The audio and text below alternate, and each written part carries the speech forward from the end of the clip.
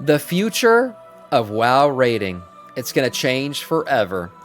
I haven't watched this yet, but I'm assuming he's talking about WoW raiding changing in terms of no add-ons, because that's going to change things forever for sure. When you don't have 36 weak auras telling you where to stand and what to do, that's going to change how fighting works in this game. Blizzard's already said it themselves. They consider add-ons when they're making boss fights now, and that's one of the reasons why they want to get rid of add-ons, is to not have to create hyper-complicated fights to basically overcome the fact that add-ons are going to trivialize everything in the fight. So let's see what this video is about here from Preach Gaming on how WoW raiding is about to change forever. It's 2027. That weak aura pack from your favorite guild is no longer available. No longer do you have auto markers, spread checkers, distance checkers. It's all been removed. Good. It's a desolate world where man must survive on their wits and cunning alone. Oh no, Curse But Gaming. is that a bad thing? The sun is setting. I'm going to answer right now. No, it's not. It's not a bad thing. I think it's a barrier to entry. I've said it many times before. If somebody needs to discover how to download add-ons to raid in World of Warcraft appropriately, then that's a stupid thing. That's dumb. If somebody wants to raid in World of Warcraft, they should be able to just go in and raid without the requirement of 30. Jesus Christ, that knock was super scary. What the hell? That shit be accurate as hell. Who the hell was that? Burning Viking, thank you for that. I appreciate that. Now my heart has officially left my butthole. Thank you. In terms of raiding, I think it's a shitty thing. In terms of the entirety of the game, I think add-ons are... I don't like add-ons. I play with minimal add-ons. I've always played that way, and it's because I think... I don't want the game changing too much from its original design. And so at the end of the day, when Blizzard does get rid of these things, I'll be happy. I'll think it's a good thing. I know a lot of people love their weak auras and they're going to be pissed off, but I think for the health of the game, it's better. Also, Blizzard wants to port WoW to console, so there's that whole thing too. And the shroud of midnight is ready to envelop us all. And it is time for us to jump in our time machine. Knock. We're going to go into the future to take a look at what raiding is going to look like, perhaps forevermore. Nice. We do a lot of looking back and filling in the details of the major turning points in WoW, and one is about to happen in real time. Manaforge Omega has been revealed, tested, and it's about to go live, and it is going to be the final raid, maybe ever, where the use of major gameplay add-ons is going to be allowed. Nice. From this moment on, it's Wild West time. There's going to be missteps, wins, and maybe some very scuffed raid bosses coming up, but most importantly, many of the quality of life functions that you use every single day are no longer going to be around. Yeah, well, by the way, though, Blizzard's not taking these away and not giving them back to you in the game. Now, it's you and... I know a lot of people have no confidence in Blizzard to do this, but they said they want to give us damage meters. They want to give us deadly boss mods. They want to give us these things in the game, though, as functional parts of the game out of the box. You install the game, you got damage meters. You got DBM callouts. You got all this shit. Perfect. You don't got to explain to your friend how he's got to, get a degree in nuclear science to understand how he's got to go download add-ons. Now, add-on downloading has become much less complicated today than it used to be. You used to have to, remember, open up the interface folder and do all this shit and drag and drop and do all these things to download add-ons properly. And then CurseForge came out and stuff. It's much easier now. You can, you just click update and they're all there, and then you just install, they're all there. That's fine. It's not as complicated as it used to be, but it's still an additional step required to play the game in a proper way. And I always thought that was stupid. And we all know why this is happening. The arms race against combat add-ons is lost. Fights got too complex and fast to try and counter these add-ons, meaning that better add-ons were made and so on. And so Blizzard is buying the rights to DBM from the devs? No. They've always owned the rights to them. DBM's built off of their code. DBM doesn't have any rights. They're literally pulling source code from Blizzard and then displaying it on your screen for you. So there's nothing proprietary about DBM. No, they don't have to. And now, I wish they would hire the devs who made the add-ons to basically join their team and remake the add-on as part of the game itself? Yeah, I do. Do I think they'll do that? No, they probably won't. They'll try to do it themselves. There's a perception going around that essentially add-ons just play the game for you in high-end raiding. Then they tried private auras, and that just made players use macros to feed into those add-ons instead of just playing the things. However, perception is important. In fact, for some people, perception is everything.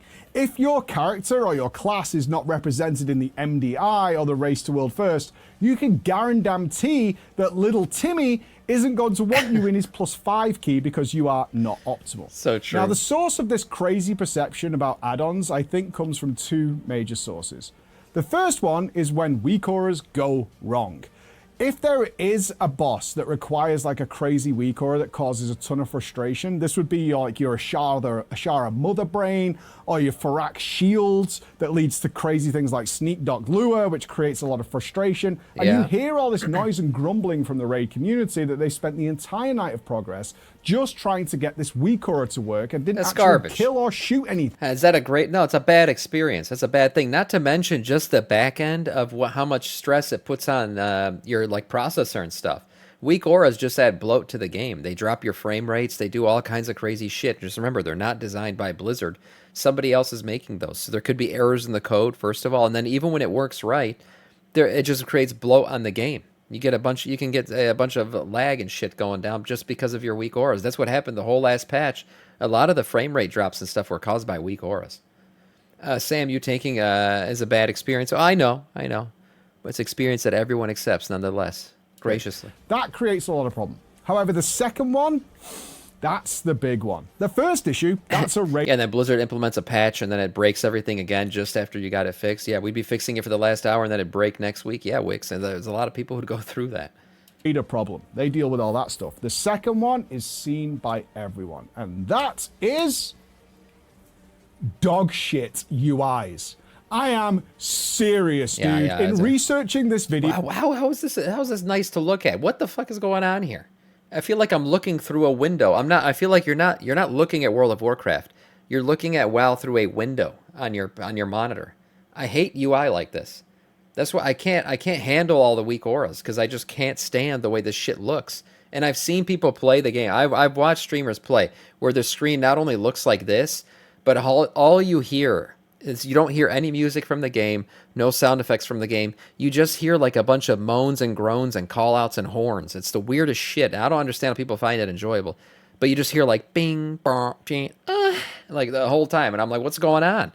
Is this even WoW anymore? Or are they just playing like Dance Dance Revolution on a keyboard? It's just a bunch of sound effects and the screen is completely covered by UI. But I guess some people play this way. I just personally think this is not a fun or enjoyable experience for viewers at all. And I know this isn't about viewers, but just the game itself. This doesn't look... This looks janky as shit. I had to look through so many videos to see what people had been using and adapted, and certainly over time after the bosses came out. I'm talking from really top-end world players, I'm not naming names, all the way down to like people who've just killed some of the bosses recently.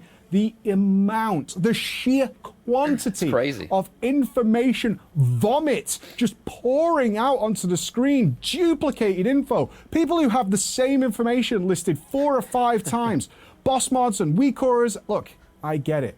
Everybody gets told when you start playing WoW, install bigwigs, install DBM. I don't have bigwigs, by the way. I have DBM just for some random callouts, but I have like a very scaled down version of DBM. I don't enable every single thing on it. Sam's motto, this isn't about the viewers. Well, for me, I care about what viewers see, but I know most people don't stream. They're not going to give a shit. But even before I ever started streaming, my UI was always clean.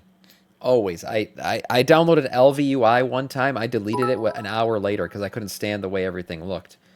Also, I got rid of the griffins on the side, and I hated that. The bald Samiccus, Warhelm Magnificus, to shield Cranicus from the sun, Ferocicus. His dome Splendificus shone Brighticus. What the fuck? Blinding the night of Heroicus, and birds Painicus. He ruled I can't read all this shit. You can't just add Icus on the end of everything, guys. This is ridiculous. Thank you for the 45 bits, though. Thank you, I appreciate that. Yeah, healer play is so weird with the green boxes. You also play Blood DK that doesn't use target of target. Exactly. No screen clutter. Whatever's you poison. And then they go and install a weak aura pack from Liquid, Echo, Method, whoever it might be. And we can see that a hell of a lot of you do that. But that, at some point, changed. Weak auras used to be like good notifiers of important debuffs, things like that. Little extra helps. But at some point that changed and it basically became another boss mod, now with more bells, whistles, noises, telephones, and all sorts of stuff ringing all over the place. And I understand that for most people, they don't go through all their add-ons and get rid of information that is useless to them. The amount of UIs out there right now that look like an entire Matrix data center is incredible. And I do not blame the casual observer watching the race, looking at kill videos, just seeing streams of data and assuming that the game is just being played by add-ons and the player is completely unimportant. Yes, there's so much. There's just so much shit. Oh my God, there's so much shit, man. I don't know. You can't even look at all this at once. What is going on here? What is going on? I don't know how people play like this. I get that there's a lot of useful information that you're seeing here, but what the hell? Is this an enjoyable experience anymore? So I want my griffins. I want my little stone griffins on the side of my bars, and I just want it to be clean. And like I said, I had it clean before I ever started streaming. This was just the way I like to play the game. And I feel like this shit hit a crossroads in Shadowlands. I do. I feel like Shadowlands rating required so many add-ons, it was stupid. You guys remember the freaking Among Us fight? Where, like, literally, if you didn't have the add-on, you got kicked from the raid? We used to kick people from the raid for not having the add-on, because you can't figure it out without the add-on. And Blizzard made the fight knowing there was going to be an add-on for it. It's so stupid. That kind of game design is bad for the players, and it's a bad experience for people who got kicked from raids because they didn't have it. Despite the fact it's absolutely not true. So those of you out there who actually remove information from your weak aura packs that isn't relevant to you, you're the real heroes. If you look at nearly all the bosses from the last expansions, very, very few of them require weak auras or advanced add-on tech. Once again, they have been planning this change likely for at least a few years, similar to housing, and building encounters with it in mind. Yeah, but now he's right. But what they've had to do essentially, the fact that they don't have anything else going on in terms of add-ons, they're trying to make these fights not require add-ons, is you end up just having fights that are a bunch of swirlies. Because the swirly shit is not really doable for add-ons to understand and tell you, like, well, swirly dodge, all I can do is ring a bell. So all we've had for a lot of these fights now is a bunch of swirls. Dodge this, soak this, dodge this, soak this, beam here, dodge the circle. Here it comes, spread your cheeks, another dodge. That's what the entire thing's been lately, because that's the thing that weak auras can't really do.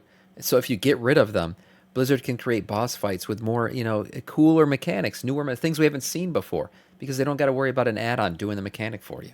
Blizzard cannot solve your more interesting crap UI, fights. But it doesn't mean that there isn't a problem that they can solve. Now, don't shoot me here, I'm not shilling, but I do feel bad for Blizzard on this one. They've tried. They have really, really tried to avoid taking this step. But there is a pattern we're going to show you of them only ever stepping in when... Look at this. Dodge the beam, dodge the pie, dodge the beam, dodge the pie, dodge the beam. That's inevitably, greedy players go too far. There are countless examples of this going all the way back to vanilla with Decursive, AVR in Wrath, Legion's auto group. And that was a fun fight, I agree. It was a good fight. Hell, man. But every when fight's Blizzard implemented their one-button gameplay function just recently, it took a day for a brand new add-on to be made that used one-button gameplay not only more optimally, but with zero downsides. That turns the whole game into one button. So they had to step in and kill it. There is an issue Blizzard wants to solve, though. They want you to play out a mechanic and be a little creative. Make a decision. Maybe communicate a bit as a team and not have an add-on just tell you what to do. Archimon Heroic is always the prime demonstration of this. On the one hand, Paragon did what Blizzard wanted. A beautiful, elegant solution to the issue of wrought chaos. Or you could do what Method did and make a weak aura instead. Yeah, they used the radar lines so that the players could just ignore the mechanic completely and just DPS through it with a huge advantage over the competition. Not exactly the creative vision that Blizzard foresaw. Yeah, the whole, what's it called? The race to world first became a race to world weak aura. That's what it is. Weak aura first. Basically, who could create the weak aura to overcome the mechanic? It became a programming fight rather than an actual skills fight. That's the problem. As Ian said, how many mechanics can they just not do because a weak aura will just solve it and make it boring? His example, of course, was Blood Queen Lanethel with the bites. Blizzard wants to open the door again to boss fights that can be more interactive. So the plan is simple. Yeah, to call that shit out, the bites, that was crazy. That was a hard mechanic to do. There was no weak aura that was telling you who got the bite and who should have it next. But it is going to take a while. Hopefully. They need to do baby steps, as the final goal is likely the removal of all add-on interaction that can be taken from the combat log, and then Blizzard, now using their own boss mod, they get to decide what information should be given to the players. Yeah. It's got to be a slow, steady peeling away of the current functionality, and interestingly, they've mostly been doing this for a while now. Cutting the head off completely might be too much to swallow, and if their own boss mod takes some smoothing out like the other UI modernization implemented over the last few years, then it's going to be a mess. You know, there's a really ironic twist in it. Look, if Blizzard does put these things into the game, which they said they're going to, it does need to be out of the box, ready to go. It can't require a ton of tuning. You can have some customization in terms of where something pops up on your screen. You know, you click and move it out of the way. But if people are going to want customization, but if it's required and you have to go super into depth with it, well, then I don't know what we've solved. You don't got to go download it now, great. But the you just don't want barriers to entry. You just want shit to work. You want to install the game and you want the shit to work. That's all I want. Tail here. I'm lazy. Manaforge Omega features one of the most weak aura solved bosses we have seen in a really long time. Call me a skeptic, but I believe they've done this intentionally to get the conversation going. Certainly on, this would have been way cooler without a weak aura. Fractilia saw the Tetris bosses rolling in at boss number 6, and it's the more classic Patchwork, Smolderon, Nuki Nuki boss. Okay. Its basic mechanic is building walls, and then breaking walls in a way that you never have 6 in a row or you all die. Okay. The issue comes in that a weak aura already exists, and I do want to give a massive shout out here to Kalamazzi for sharing this with us. He's such a wonderful guy. That simply tells you where to put your walls and where... I see it right here. This is the weak aura, so it's just you don't want to get it up to 6, so no pizza slice can have 6 in it? Okay. So you got to break these walls before they hit 6? To break them without the player making any actual decisions for themselves. Follow your assignments, and GG, just do enough damage. Without a weak aura, this would be way, way more interesting. Players seeing where the stacks are, where mistakes happen, a bit of communication, adjusting as the fight goes on, we need to break X, make sure we put more on Y. It couldn't be more of a perfect candidate for mechanics that could be fun, but are spoiled by add-ons' existence. Yeah, and the thing is, you can't not play with them. If most of the party is using it, and you're not, you are disadvantaging the entire party by not using it as well. And that's where the pressure comes in, like I mentioned, of the Among Us bosses, the Dreadlords, where it was like, oh, like you don't have it, you're gonna fuck us all over. You need to have it so everybody else having it it can be used properly, right? You remember you had to vote and shit. Yeah, so this boss fight's gonna be the same thing. Oh, you can't just decide you don't want the weak aura because you want the fight to be more enjoyable. You not having the weak aura is going to get us killed because everyone else is using it. So go download it or you're getting kicked. That's what happens. Very coincidental timing, if you not ask up to me, you. For this boss to exist right now.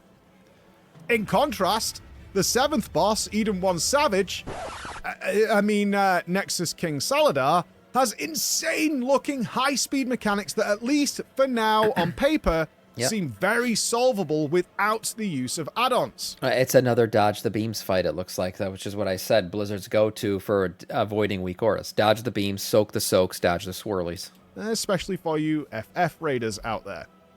So, Time Machine, what is going away? More than you probably think and are very used to. Again, perception. You probably think certain things are going away and are really happy about it, but the actual stuff that's going to go away, you'll be like, oh, I kind of like that. No longer are we going to have auto assignments for silly things like what order to stand in, which pool you have to soak, which hole to jump in. That kind of thing will have to be done either by using the best weak aura ever, Eyes weak aura, or in more notepad assignments and priority lists like many of you are used to. The interrupt weak aura has become commonplace where it's applicable. That will likely be going away, and again, communication coming into place in assignments. Larger use of in-game and outside notes than is used today will probably happen. I have to wonder if /say alerts will remain. They've been around since basic boss mods, so most likely. Personal reminders that are based on combat time or events in game are a really interesting one. Can players then start their own personal timer when they do a pull? Oh gosh. Dual monitor timers? Likely most UI customization is going to stay. Debuff tracking, etc. is a personal choice, and you still have to respond to the warning, so that's fine. Sure. It's unclear how far they're going to go at this stage, but you have to imagine that they want to be in a world where you only have the information they believe you need, and that's it. Yeah, and that could change from boss to boss, right? From fight to fight, Blizzard could decide, well, here they need to track this cooldown, but here they don't need cooldown tracking, so guess what? That's not available on this fight. It does make things more customizable on Blizzard's side, and like I said, it allows them to create more unique boss fights because they don't have to worry about weak auras on every single fight solving the fights for you. So, okay, cool. We're going to lose some little quality of life We will lose stuff. some things, yeah. So what are we going to gain?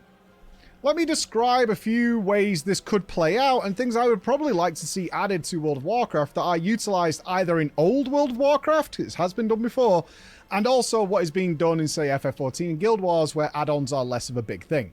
Firstly, variable debuff timers. We have seen this in the past, but the idea is typically in WoW, you either all get a debuff, like Fractilius, where you all just spread out and you explode, right, or a couple of people get a debuff and then we go out and we drop them at a certain area, things like that. And what we could now start messing with is actual variable debuffs. Assuming your UI is not going to change in terms of debuff tracking, we could see things where everybody gets a debuff or several people get a debuff. However, it's going to expire at very different times. And when that happens, certain events will occur. Usually in WoW, it's run out, drop a bomb, whatever, get it out of there, drop a pool, you know the usual script. However, we could open the door to potentially seeing something like limit cut.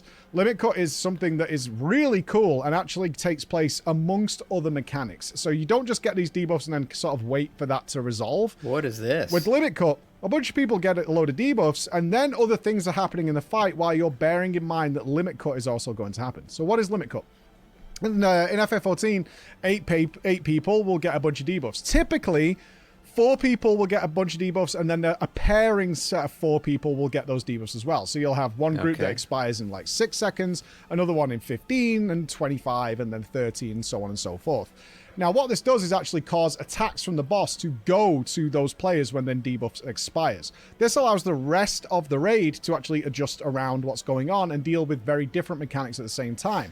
And what you need to do is make sure that when those timers expire, that those people go to their correct spots. They bait out the lasers, so you can imagine Xalatath with some sort of void lasers. It's just like a shooting out cast in that timer. area. You're dealing with another mechanic, and then people have to go out. And this has taken some really creative lengths in terms of staying out for an elaborate amount of time compared to when you think you're supposed to move back. And it's all about just paying attention to a timer, essentially. Nothing complex, nothing good, nothing that's crazy. But the cool thing about it is it can land on anybody, especially in like a 20-man or 30-man, 10-man raid, is you can land on different people with different timers, and then you have to sort of think, okay, I have the 30-second one, so I need to be in, say, position 6, or I need to be at yellow at that time. Now, obviously, as it stands right now, a weak aura would just tell you. It would just automatically assign it, so Blizzard doesn't bother with it, because it's like, what's the point? You guys are just going to do that and solve it there. The other thing I think we could very much see, and we are seeing evidence of this already, especially in Ecodome, the new dungeon that's coming in 11.2, is actual variable debuffs on different party members with positioning requirements. Typically in World of Warcraft, we have colors. Lock and Stock would be an example of that, right? The most recent one. But we've had this in the past. You get Thaddeus. It goes all the way back.